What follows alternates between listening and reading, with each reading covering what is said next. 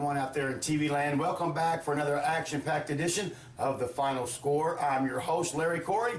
Let's jump right in and talk about what's going on out there in the sporting world. Over in London, England, when Alex Smith had no options left, he ran, and he ran far. The Kansas City quarterback carried the ball 5 times and gained 78 yards, including a career-high 49-yard scramble in the second quarter that set up his 12-yard touchdown run. With a comfortable lead in hand, Smith settled into his usual role, throwing for 145 yards and a pair of touchdowns to lead the Chiefs to a 45-10 victory over the Detroit Lions in Wembley Stadium. The Chiefs are 3-5, and that was their first game in Wembley. The Lions played there for the second straight season. Kansas City improves to 3-5. The Lions fall to 1-7. The Lions have a lot of problems, and most of them start at quarterback. Down in Atlanta, Tampa Bay did all it could to squander another big lead, but fortunately for the Buccaneers, they ran up against a team that seemed even more determined to lose than they were. Taking advantage of 4 turnovers, Tampa Bay jumped to a 17-point edge over the Atlanta Falcons before winning 23-20.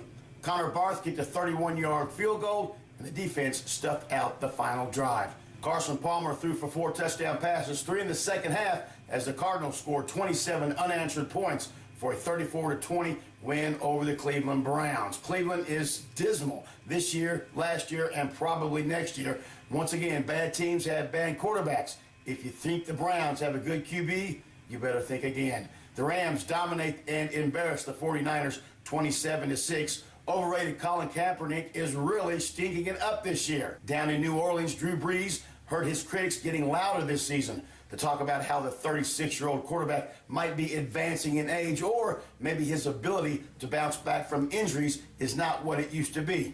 Maybe they're talking about his $20 million salary. Anyway, Brees contends he can play well as ever, and last Sunday against the Giants, he did just that. He passed for 505 yards and an NFL record-tying 7 touchdowns as the Saints get a 50-yard field goal as time ran out to beat the Giants 52-49. The Baltimore Ravens finally found a way to win a close game. For San Diego, the wait continues. Justin Tucker kicked a 39-yard field goal on the final play. The Ravens overcome another record-setting performance by Phillip Rivers in a 29-26 victory. The win was costly for Baltimore. Steve Smith tore his right Achilles tendon, and he is done for the season. The 36-year-old has said this will be his final season. So long, Steve. In Pittsburgh, Andy Dalton showed why these Cincinnati Bengals are the best ever through 7 games. Dalton passed for Cincinnati's only touchdown with 2:57 left in the fourth quarter, and the Bengals picked off Roethlisberger twice in the fourth quarter while rallying for a 16-10 victory over the Steelers. That gave them the best start in franchise history. The Bengals remain undefeated at 7-0. In Houston, Brian Hoyer threw for 235 yards and 2 touchdowns. Houston tied a franchise record with 7 sacks to help the Texans win 20-6 over the mistake-prone Tennessee Titans. The Titans are going nowhere fast.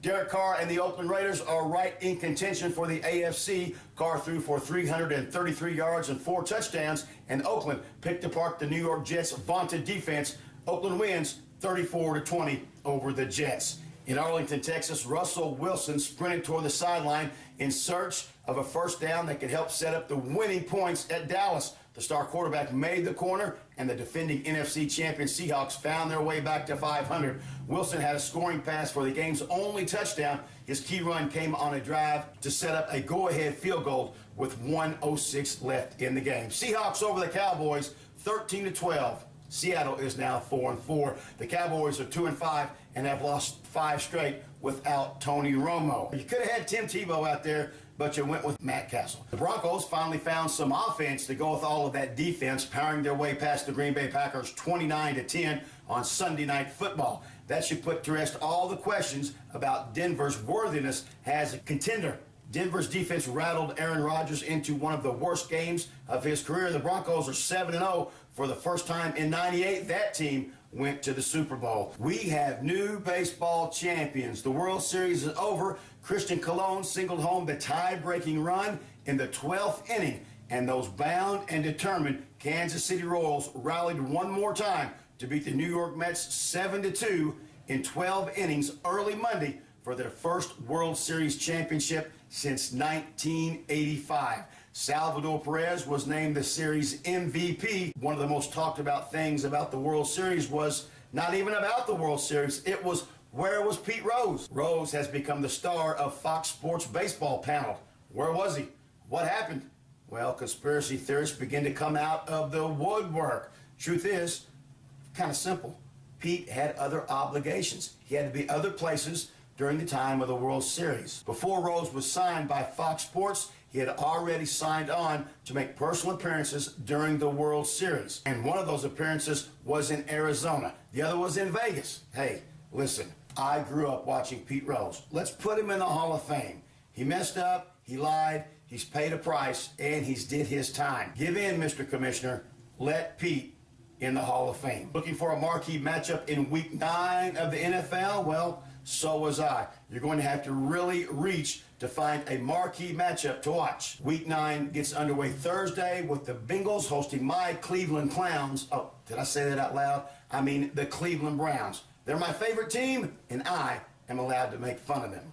Denver does travel to Indy to battle the Colts, but Indy has been dreadful this season. The ACC has suspended the entire officiating crew from the Miami-Duke football game. The crew will sit out 2 games for committing a series of errors during the 8 lateral play the Hurricanes used to beat Duke last Saturday. Several blocks to the back went uncalled, and one of the players from Miami was down before he lateraled the football. Jeff Gordon wins the Goodies Headache 500. Missouri has suspended junior quarterback Matty Malk for the rest of the season for disciplinary reasons. Didn't they just let him back on the team? Yes, they did, just 6 days ago. Wow. Can you say red flag? Frank Beamer is stepping down as coach of Virginia Tech at the end of the season. He is the winningest active coach in major college football with 277 wins. Norm Chow has been fired by the Hawaii Rainbows. The Rainbow Warriors are 2-7 this season and were beaten at home by Air Force Saturday 58-7. The NBA season is underway, but it's just a few games into the 82-game series. Do we really need to hear any of these scores this early in the season?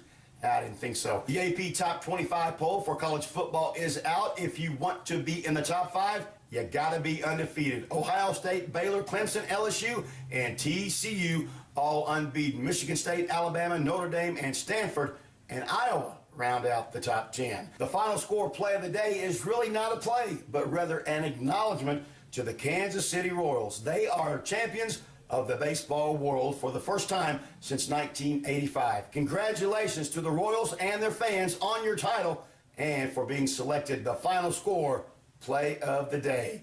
This video is proudly brought to you by KYCards.com. KY Cards has some amazing sports memorabilia. Items like autographed jerseys, helmets, footballs, basketballs, baseballs, much, much more. They also carry a line of vintage playing cards. Check them out on eBay and Amazon.com, or you can just go right to their website, KYCards.com. That's KYCards with a K.com. If you use my code LC5, you'll get 5% off your next order. Our quote of the day comes from Bobby Knight. When my time on earth is gone and my activities here are past, I want them to bury me upside down so my critics can kiss my... I think you know the rest of it. Thanks to Karen and Jesse for putting this all together. We're going to keep doing it until we get it right. I'm Larry Corey. Make sure you hit that subscribe button. Thanks for watching. We'll see you right here next time on The Final Score.